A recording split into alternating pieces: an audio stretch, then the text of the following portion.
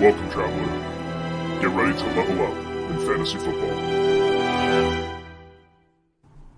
Join Mike and Evan and a special guest every week as we break down some of the most important topics in fantasy football, the NFL, and help you win dynasty championships. Let's get into it.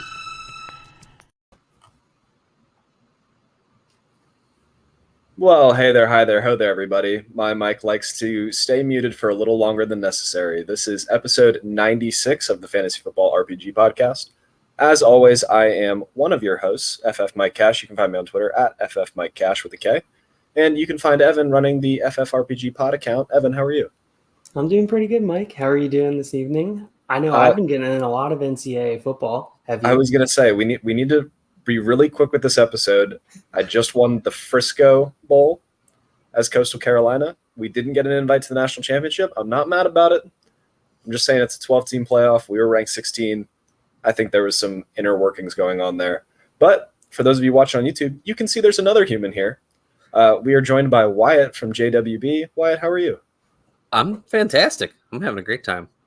What's new in the zoo with you? It's the same thing. Full-time job, family, and then trying to make fantasy football content in all what little free time I have. But loving every minute of it. Yeah, I'm a new dad.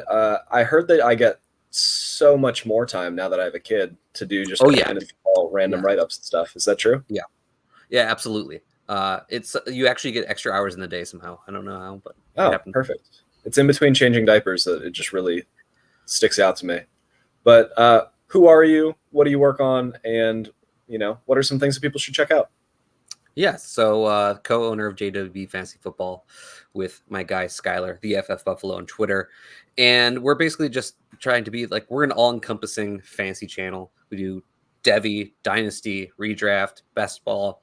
And one big thing for us is that we try to foster a real community, and we have a free Discord that has really grown. It's over almost 900 people strong now, and there's people in there talking every day about every format, and it's a really nice place because there's no hate going on there. That's something that we strive to work towards. Yeah, and that's just trying the vibe we try to bring forth. With everything that we do, that was kind of like a family feel. We're all here for love and playing fantasy football. Yeah. I've been flirting with Jake, one of your writers on Twitter, for 2 years now, and I finally met him in person. Just as lovely as advertised. So yeah, Jake's great. So cool. All right. Real quick, before we get into our fantasy football nonsense, I want to give a quick shout out to Dubby. Listen, NCAA just dropped. Evan has already played 24 hours. He also worked a full day. Don't tell his employer. So when you're feeling sleepy at night, take some Jitter Sanity drink a little bit of Dubby, use code FFRPG at checkout, and then eventually I won't have to record using a laptop in a weird hotel room, which would be cool. Same deal. Look, redraft season is ramping up. It's time to get excited. It's time to get fired up. There's no better way to get your league mates excited than to have a trophy. My family league has passed around a trophy for a couple of years. It rules. You sign the back, and then you pass it on to the next person. If you are going to buy a trophy, go to Trophy Smack, use code FFRPG, get a little money off, and we can buy Evan a better ring light. Any other shout-outs you want to give, Evan? No, I think you hit on all the sponsors right now, Mike. All right, sweet. And now it's time for news and notes. All right. In a tale as old as time, Vikings wide receivers don't know how to drive, so Addison has an alleged DWI. This is his second driving incident in 12 months. Wyatt, what would you buy Jordan Addison for in Dynasty? I'd still send a late first pretty easily for Addison. I think the go-to for this for the league is 3 games. It might not happen this year because how close we are to the season. Basically, the way they've done this in the past is they wait for the legal system to play out, and then they'll come with their suspension, and that's normally been 3 games. Well, this might not finish up in the legal system before the season, so it might not happen until 2025. So if someone's panicking because of that, I think that's a good little buy window. Then I would say it might not even be anything. This isn't as far as I believe. Last thing we know is that he was found asleep in his car, correct? Yep. And I don't know if that's now. Don't get me wrong. This is bad, right? What happened was bad. It's probably not quite as bad as like he was speeding down the road, driving, and It could be worse. they like. I'm just trying to think about how his team will be able to handle this legally and what the NFL will do. And while like it can be pretty black and white for people on the outside to say like, yeah, this is just really bad, but like if we're trying to think about what it means for him moving forward, we kind of have to think about how the league and his legal team will be able to handle this situation and all the intricacies of it. So I don't know. Like, I think it's possible like nothing happens, but like at worst, it's probably just gonna be a 3-game suspension. Might happen next year. Whatever. It doesn't really bother me.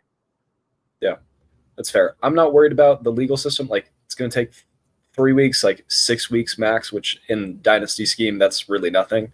I'm more worried about touchdown variance, rookie quarterback. Is the quarterback good? And a full healthy season of Justin Jefferson, like bigger real football concerns than actual off the field concerns.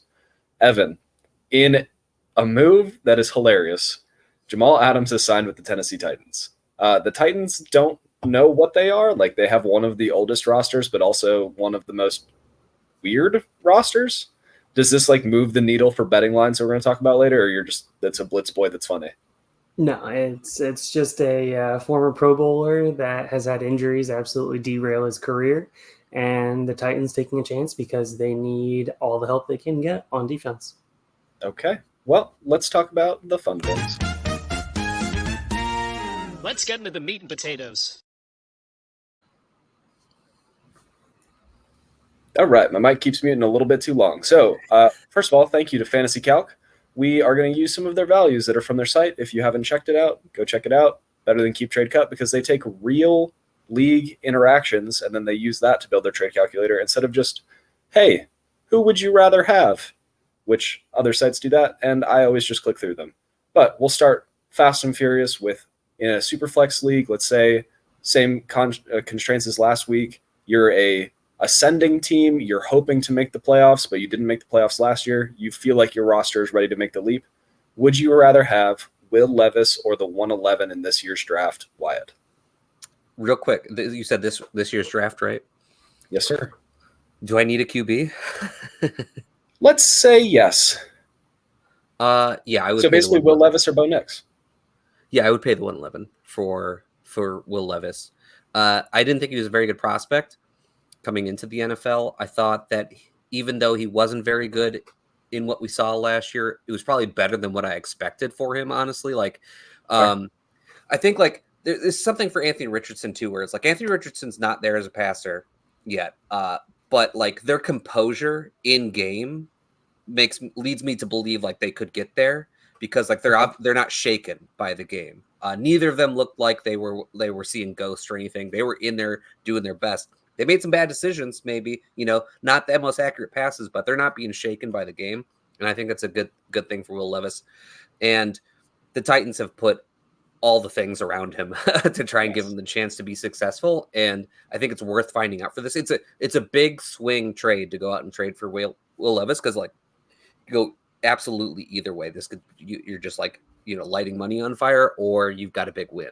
I don't think there's really going to be any in between with Levis, but I think it's worth taking the risk at that pick. Yeah, if he's bad for fantasy football, it probably means the Titans are also bad, which means they're drafting a quarterback next year. So, like, you could literally just burn this 111 alive, or play a little game with it, have some fun. Let's move to the favorites in the AFC South, if I remember correctly. Nico Collins of the Houston Texans, or the 106 plus a 2025 third, Evan. Oh, man. I love those third-round picks, especially next year with such a deep running back class. So it's another dart throw. So, yeah, I'm going to go with the 106 and the 25 third. Do I think Nico Collins is very good at football? Yes.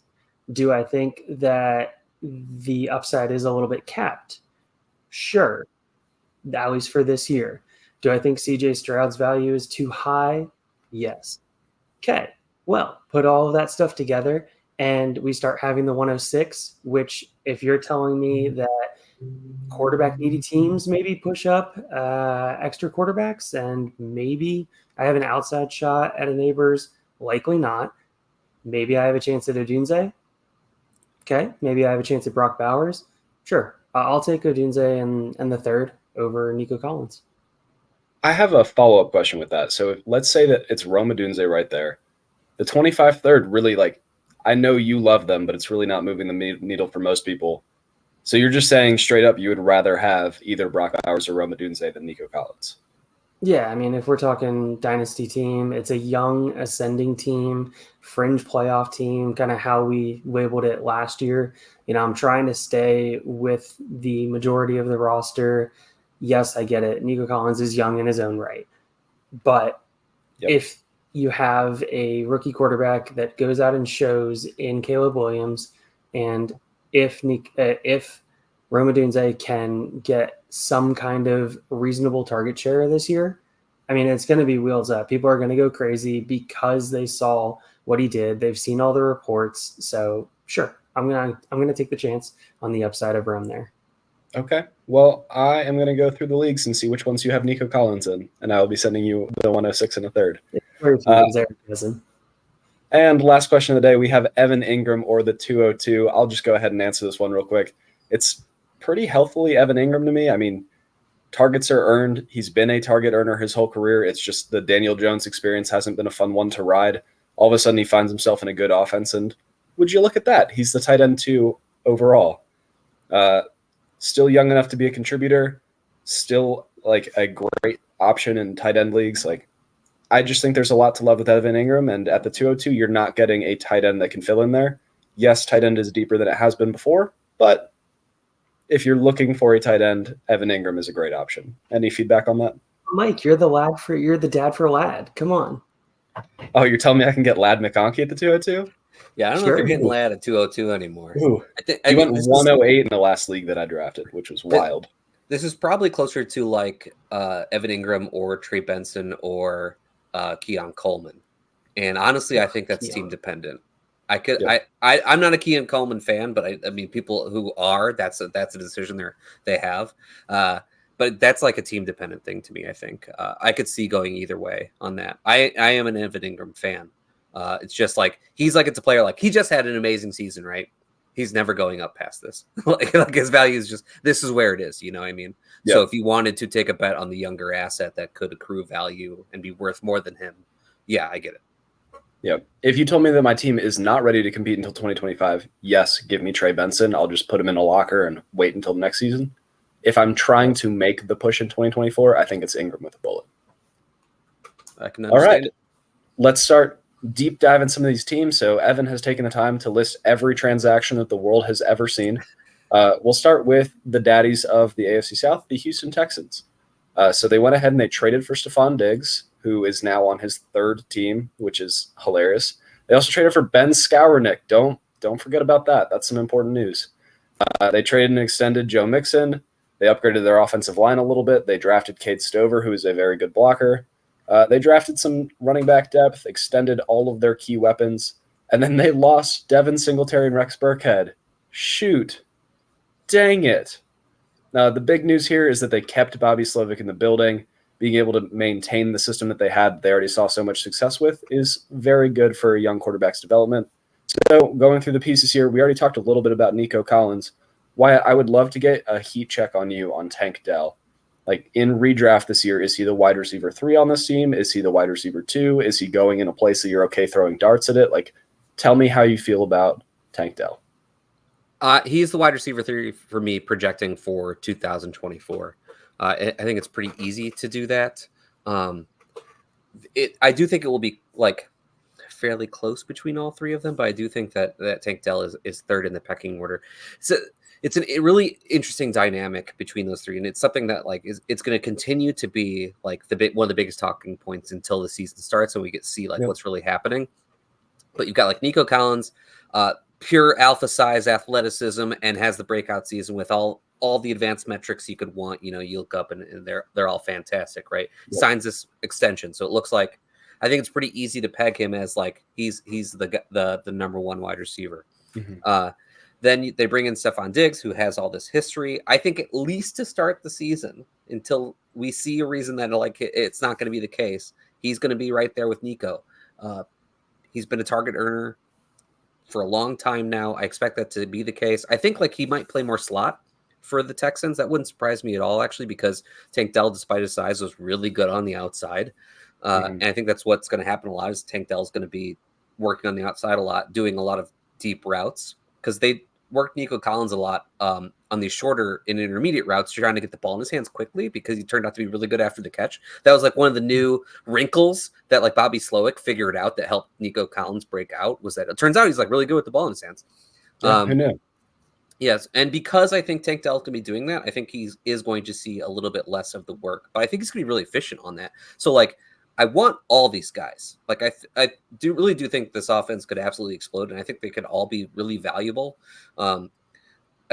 They're all basically like close to top 24 wide receivers for me in Dynasty and in redraft, like pretty close. I think like I have Stefan Diggs just outside of that because of age in Dynasty, but like I think you should be excited for all of them. And I'm not like going to give up on Tank Dell just because of these moves.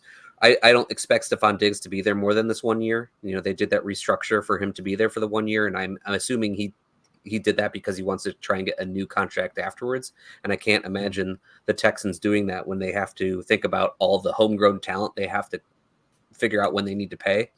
So like this might be not quite the second season we thought it was going to be for Tank Dell based on what he was doing as a rookie before he got hurt. But like, I think it'd still be a good year. And then the future is very bright.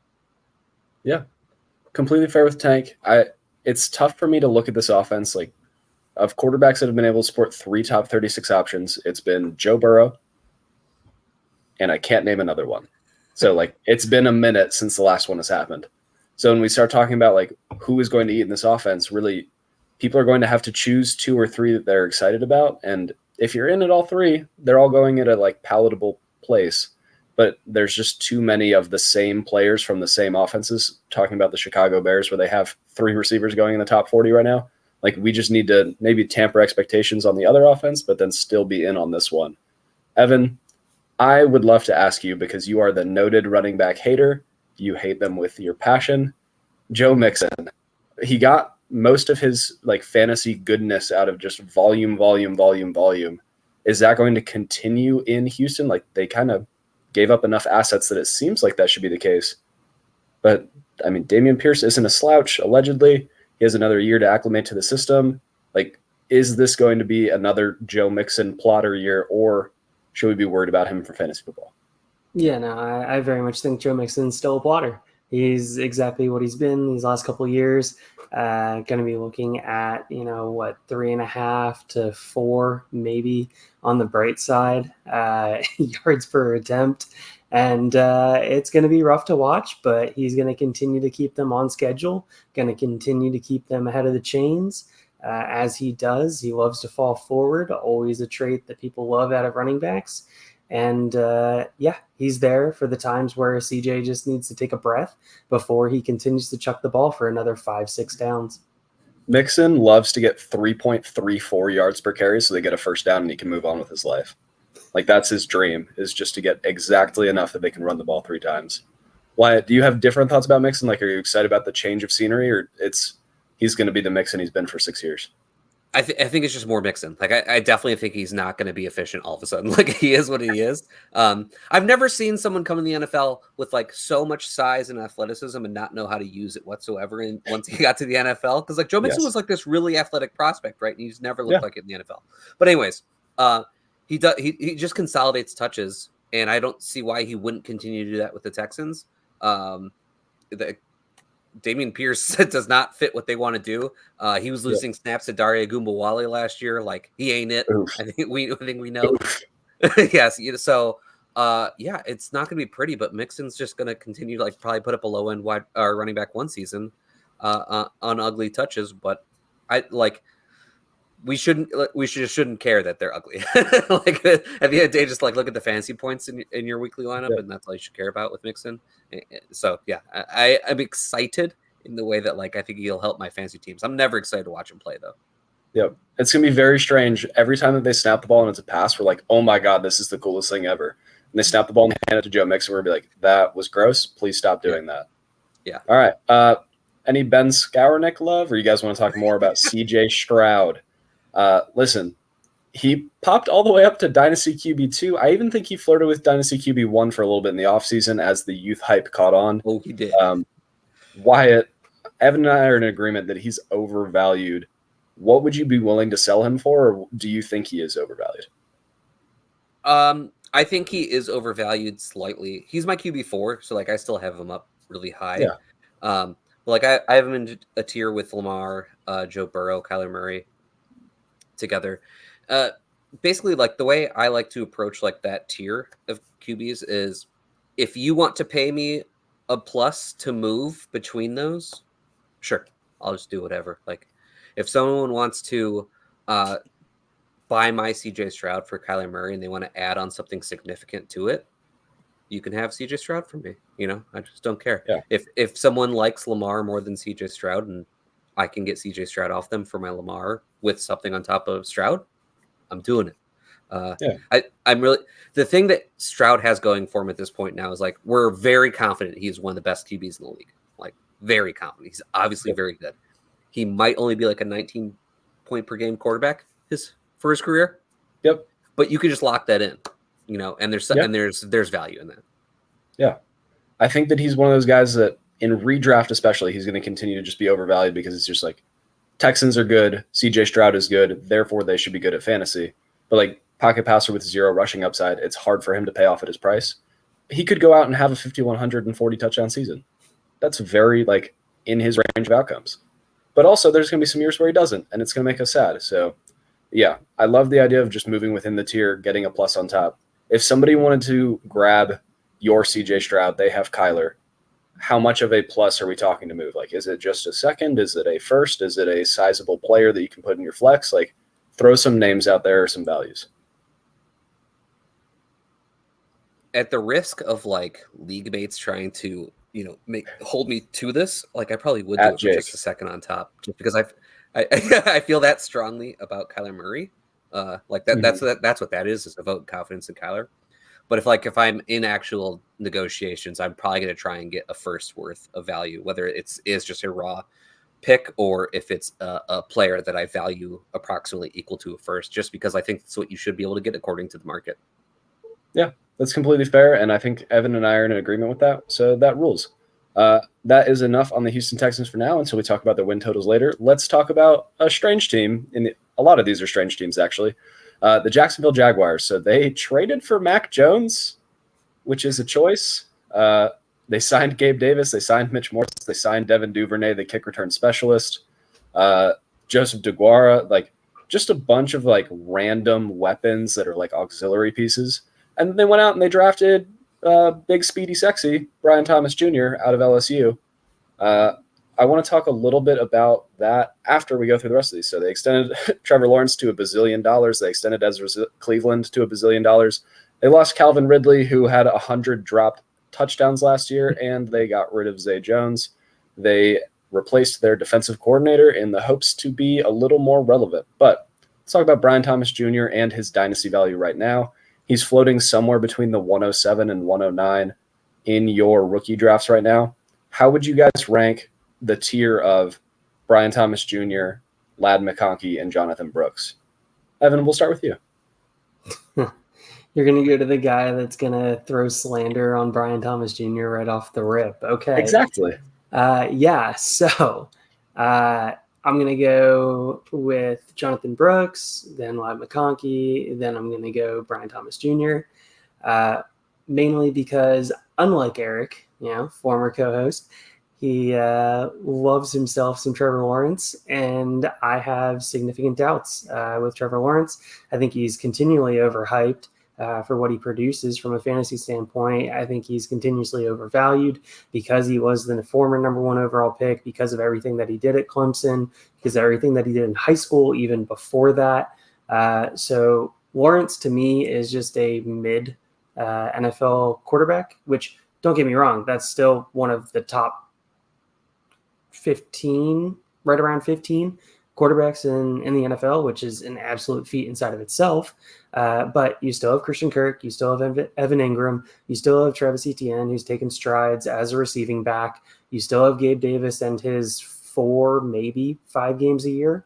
that he ends up putting up massive numbers that you're like, oh, cool. I really love having Gabe Davis. And then he puts up a 0 the very next week, and you're like, why did I ever start him? So all of that to be said, Brian Thomas Jr. seems like a future pick, whereas Jonathan Brooks could potentially be a playoff pick if I'm taking him this year, looking for a guy that's going to be coming into his own in the second half of the season. Ladd McConkey, Ladd's a tough one because of the fact that I still think him and Palmer are going to be absolutely neck and neck for targets this year. I think it's going to be pretty dang close to a split. But love the upside, love the PPR upside of Ladd. So, yeah. Yeah. I love how different Ladd McConkey and Brian Thomas Jr. are as prospects. Like, one is just size, speed, touchdowns, 1 year wonder. The other one, we're just like, yeah, we watched the film. He's really good at separating. That's about it. Wyatt, would you rank those players differently? And if so, why? Brooks, big tier gap. And then, I would say Thomas / McConkey, because like I literally have them back to back in my rankings. But I would have Thomas ahead, mostly because I think the theoretical ceiling is higher for him than it is for McConkey. But McConkey, I think, is a much safer bet than Thomas, though. Like Thomas could, he could be nothing. He could be Quentin Johnston.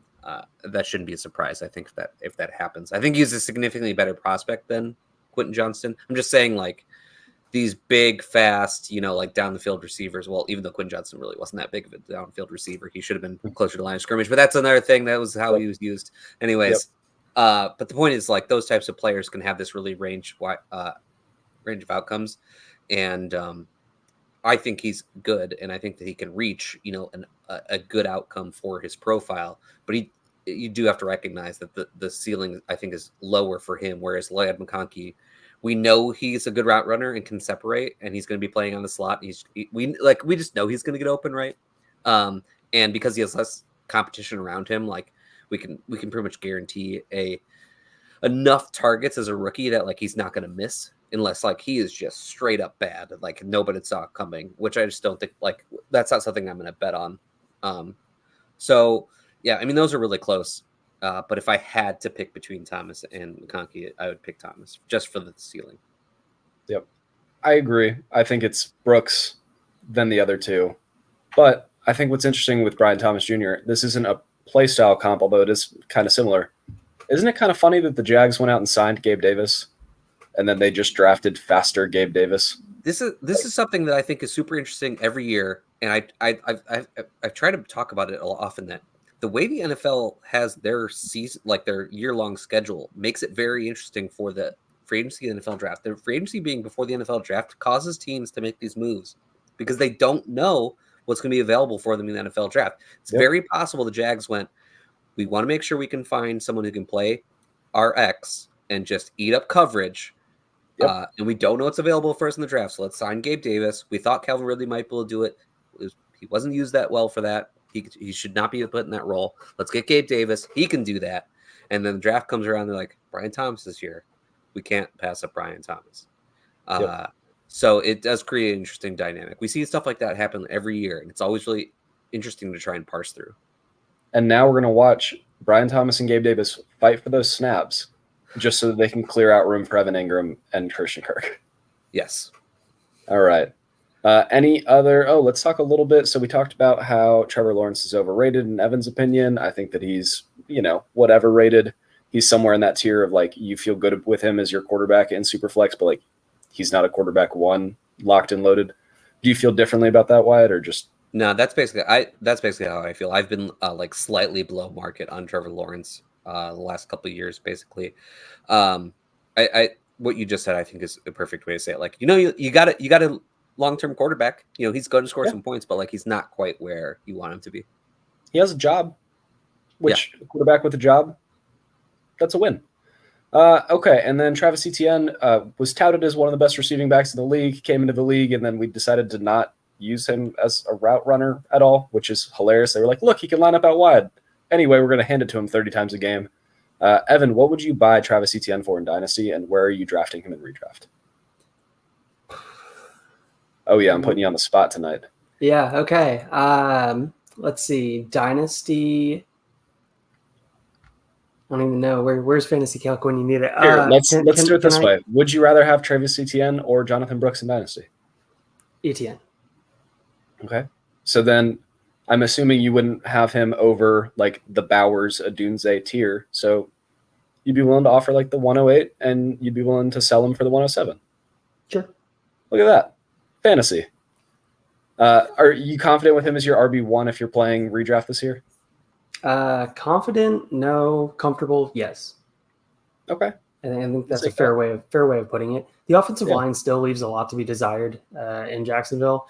Definitely a concern. I love looking at my offensive lines, and it's questionable, especially adding pass catchers, giving Lawrence the extension. They're gonna want to test out their new toy, and also be able to get their money out of Lawrence.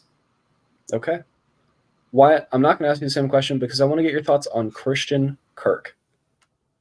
Hurt his groin last year. He was a target earning machine ahead of time. Now, we were just talking about how they're going to clear out room so that he can work a little bit more from the slot. Like, what are you willing to buy him for in Dynasty, and do you think he's undervalued in redraft? The answer is yes. The answer is yes. He has been, What I would buy him in for Dynasty, considering the market, an early second sounds about right to me. Yeah. I mean, like I have him ranked ahead of the wide receivers you would be drafting in the early second anyways. So pretty confident there. Like, I think if you see, this is where this gets interesting because it's like, to me, he's actually worth late first, but I don't think I should ever have to send the late first to do it, because if you're going to start sending the late first, you can go higher up the ranks, if it could do late, an early second for him straight up is great.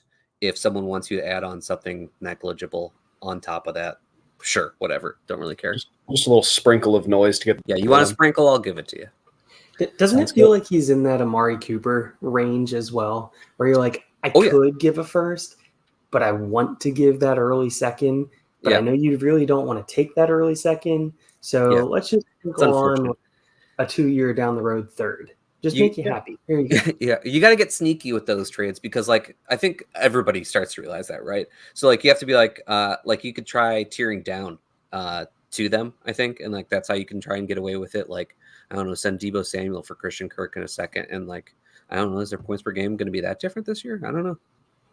If Ayuk goes away, which we forgot to cover this earlier, Ayuk requested a trade. The 49ers, last 3 players that have requested a trade signed an extension the same year. So, fun fact. All right. That one isn't. If I can just real quick, that one is interesting though, just because like how public it's been. Like, I don't know how many of those have been this public as Brandon Ayuk. Not that means like anything's going to be different from the norm. I think he's going to play for the 49ers. He has no leverage whatsoever. They're in a Super Bowl window. Like, they want him to play, and they have no reason to trade him. Like, somebody would have to really like give them a Godfather offer to trade him away. They need him for their Super Bowl run. So like, I don't see him actually going anywhere. Well, and he's asking to be traded to the Commanders because he wants to play with Jim Daniels. Like, I mean, which is not that good for us. What kind of leverage does he have? It's not good for him either. Why would you? It's not good for. It's not good for Terry. It's not good for Terry McLaurin. It's not good for that offense. I tweeted about that recently, actually, because like since that was a hypothetical, and like the way it came out was basically like, yeah, it's probably not good for him. There's probably like some extra volume, but the efficiency is definitely going to drop. But I probably wouldn't feel all that differently about my rankings because you have to weigh in. What if Jaden Daniels is really good? And if that's the case, and he's just like comes in there and he's the alpha, well, maybe everything's like hunky dory. But yeah, just like on the surface, though, it doesn't seem very good if he went to Washington. Yeah, nothing like going from a Kyle Shanahan offense, which is like hyper efficient, full of touchdowns, to a rookie quarterback in a tough division. Like, that doesn't sound with Cliff Kingsbury, who when he got DeAndre Hopkins said, you were playing on the left side of the field on the line, and you're not moving from that spot. You're running all your routes from there. No creativity with him. Nope. Oh, man. All right, we got to speed run the Colts real quick so we can get back on schedule. They added an elite backup quarterback in Joe Flacco. They extended Michael Pittman. They drafted A.D. Mitchell, drafted some offensive line help, and then they lost the other elite backup quarterback, Gardner Minshew. lost Zach Moss, which if that like moves you, that's fine. They also added Trey Sermon in an interesting move. Let's real quick. Who is the wide receiver 2 in Indianapolis, Wyatt? Ooh, that's a good question. If I'm going to bet on one for my dynasty rosters, it's Adonai Mitchell, just because, again, the theoretical ceiling compared to Josh Downs, but like should not be a surprise if Josh Downs has a better year than Adonai Mitchell or career. Josh Downs had over 10 points per game until he hurt his ankle, and then he was having a very good rookie year before the injury. If he didn't actually just play through it, like if he actually just sat for a few weeks and then came back, we'd be more interested. Oh yeah, like people that rookie season looks a lot different. People would be more excited for Downs if it wasn't for that. It also looks a lot different if they don't take AD Mitchell. Like that's kind of like teams make moves that concern me a little bit. Evan, I can see you fuming from the ears.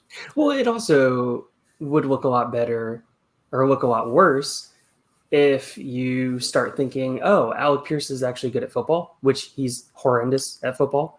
So now you put AD Mitchell in that spot. So theoretically, you look at a team that is going to have at least some production from whether it's their wide receiver 2 or wide receiver 3, whichever one AD is, which is going to pull down Josh Downs. Pittman's the clear number 1. So now we're fighting over the 3rd, maybe 4th potential option. What would it be? Quick pass to Michael Pittman, hand the ball off to Jonathan Taylor. Oh, play action, bootleg, Anthony Richardson runs, then look for Downs? I mean, you saying you don't want to fight over the 800 yards that are left on the table after you account for everyone else? Exactly. That doesn't excite you? Weird. No. All right, cool. So that's wide receiver 2 question. I also want to ask, is Anthony Richardson good at football? I cannot be unbiased here. I love him. Evan, I think you vote yes? Oh, yeah, absolutely love him. Before when we were talking about CJ Stroud, I was going to say I will take Anthony Richardson and a 3rd for CJ Stroud. For fantasy football, I love that. Team building, different. Fantasy football, Sure. Hell yeah.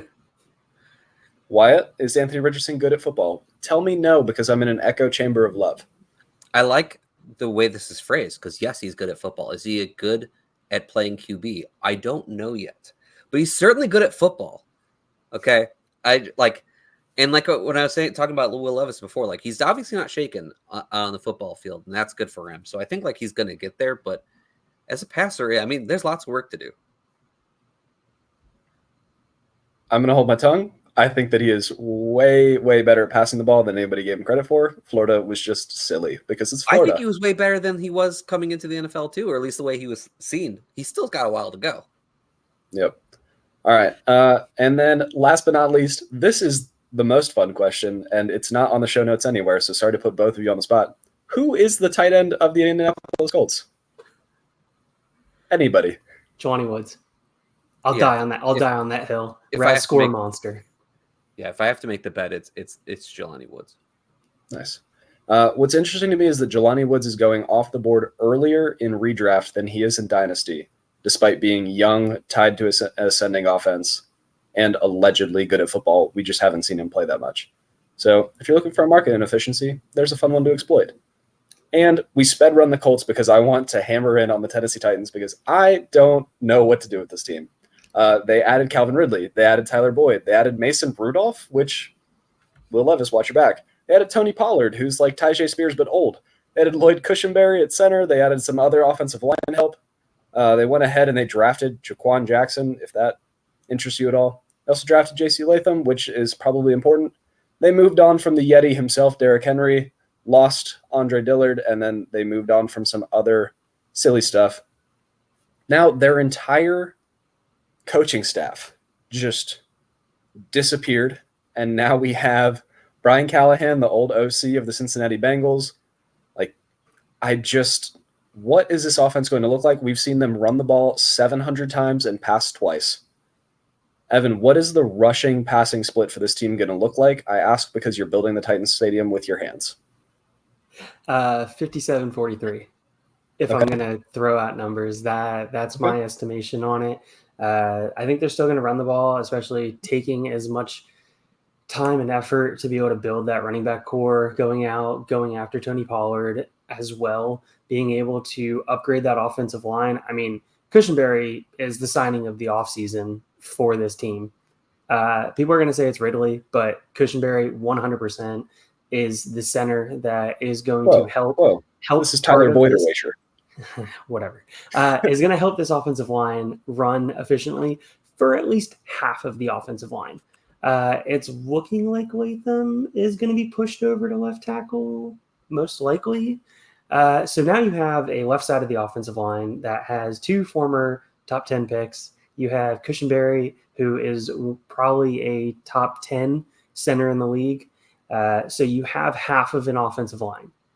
What don't you have is the right side of the offensive line. And all we know is Chigakonkwo, sure as crap, is not blocking. He is not built to block. He is built to be off the line and to be running routes as the receiving tight end. What does that mean? Josh Wiley, maybe, is going to be seeing a little bit more blocking time. Chig's time goes down a little bit to be able to utilize these fancy offensive weapons in DeAndre Hopkins, Tony Pollard out of the backfield, Tajay Spears that everybody seems to be down on, and Calvin Ridley. I mean, what a great skill position group there. I'd love to play quarterback for that team. I love that you talk about the weapons because I'm going to ask Wyatt some just either or questions off the top of the head. Take cost out of it. Just who is the better fantasy football player this year? Calvin Ridley or DeAndre Hopkins? Hopkins. I knew it was coming. Hopkins. Yep. Who is the better fantasy football asset this year? Tony Pollard or Tajay Spears? Ooh, gonna ruffle some feathers. I'm gonna say Pollard. All right. Thanks for coming on the show. It was a pleasure to have you. Oh shoot, we lost him. Yeah, I knew that was going to happen here. If I I'd love to hear it. Yeah, so I think this is one of those things where everyone's super excited for the young player, and meanwhile, Tony Pollard is just one of those professional running backs who's going to do all the right things, and is just going to have the majority opportunity shared. Tony Pollard is he's Batman right now. He's lived long enough to become the villain because he's going to go from being that low touch, really efficient guy to being the higher touch, but he's losing the efficiency. And the guy behind him is the one that people are clamoring to get more touches. But I think Tajay Spears is best served similar to what he was last year. Used a lot in the passing game, still getting 5, 6, 7, 8 rushes a game. But I think that's where he thrives. I don't know if you want to be giving Tajay Spears too many more opportunities than that. And whereas you can allow Tony Pollard to soak up some of those inefficient carries in between the tackles, stuff like that. I think Tajay Spears is going to be really good on his opportunities. I just think that Tony Pollard's going to out-touch him, out-opportunity him enough that it'll be Pollard ahead of him. Yeah. This is why we bring different people on the show, because otherwise I was just going to rant about Tajay Spears for 30 minutes and then end the show. I think there's definitely a case that Tony Pollard out-touches Tajay Spears. I think that the inefficiency versus the efficiency is going to be the difference that puts Tajay Spears over the edge.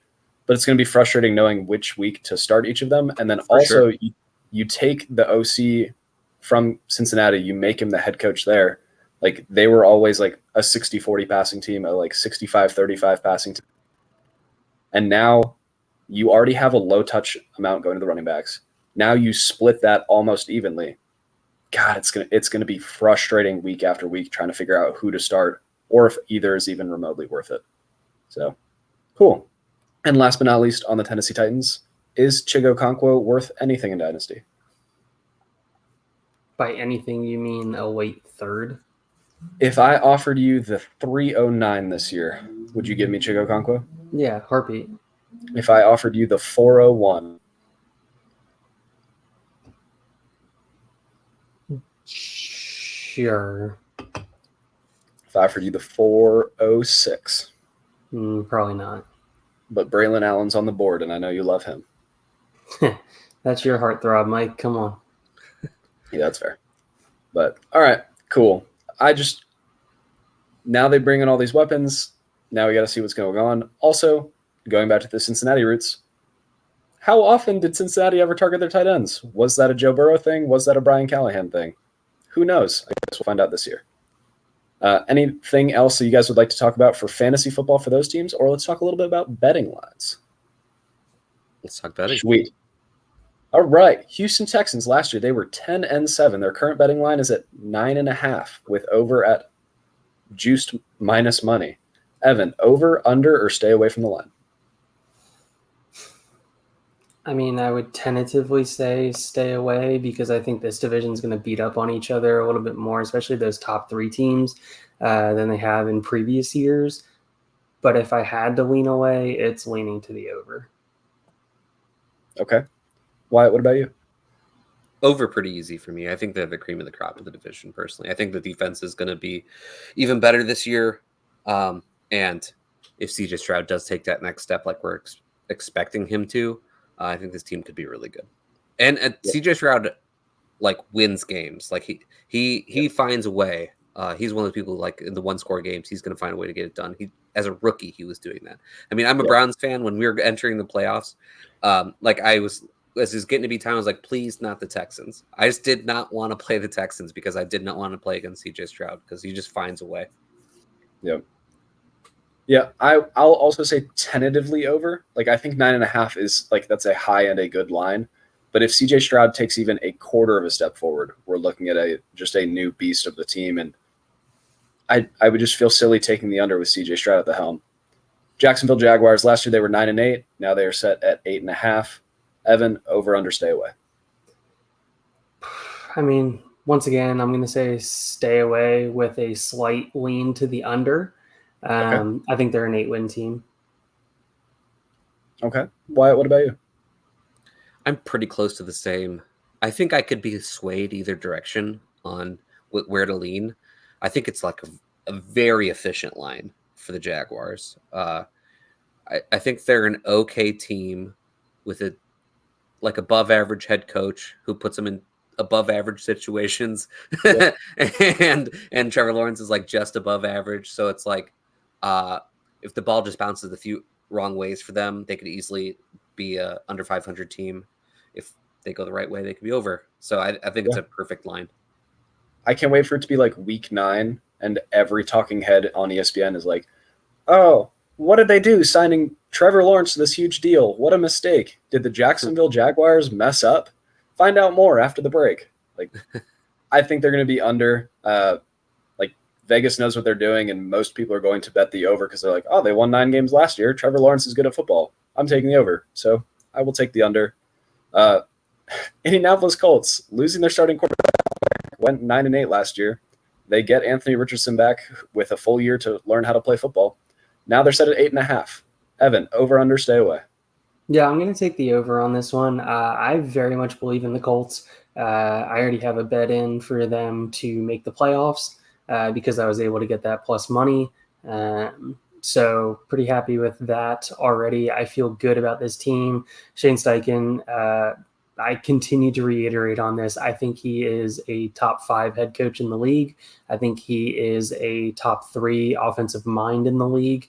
I think he could be right up there with Andy Reid when everything's all said and done. I think he is a masterful play caller, and I think he's going to put this offense in a great position to be able to win games. Okay. Wyatt, over, under, stay away, 8.5.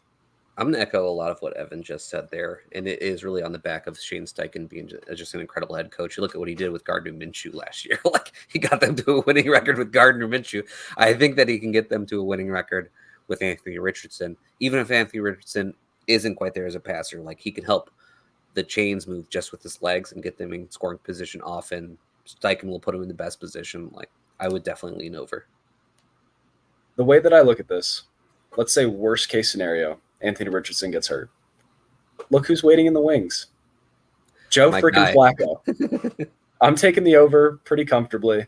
I think this roster is young and ascending as opposed to old and crusty.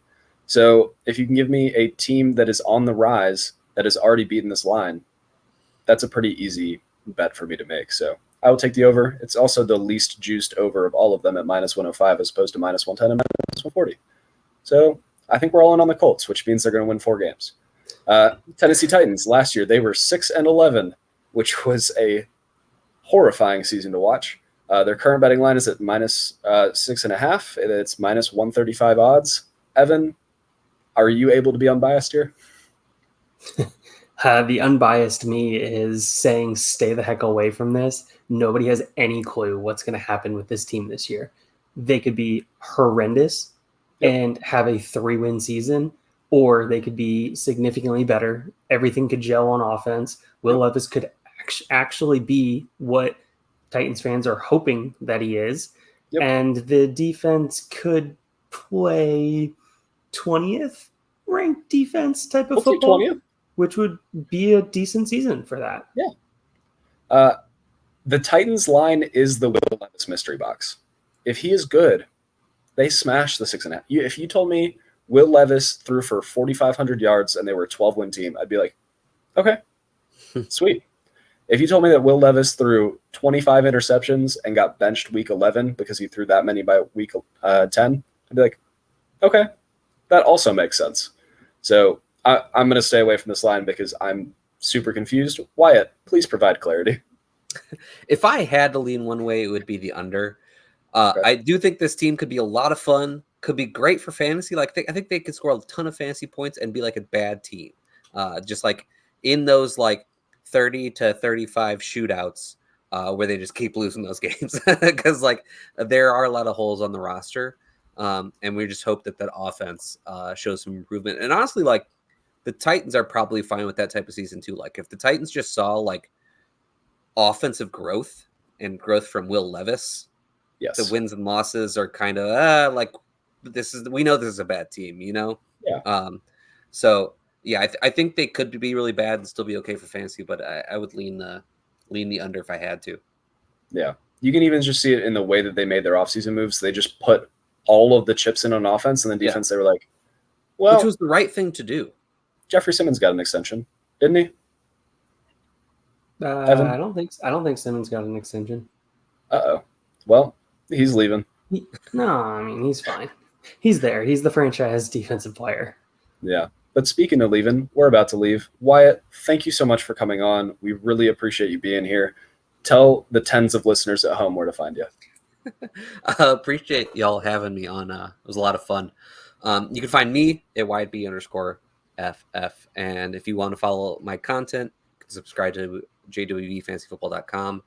And then also I have a weekly series that I write for Dynasty League Football with a buy, sell, hold article that rotates the position that I talk about. So you can check that out too. But that's behind a paywall, so I understand if you don't.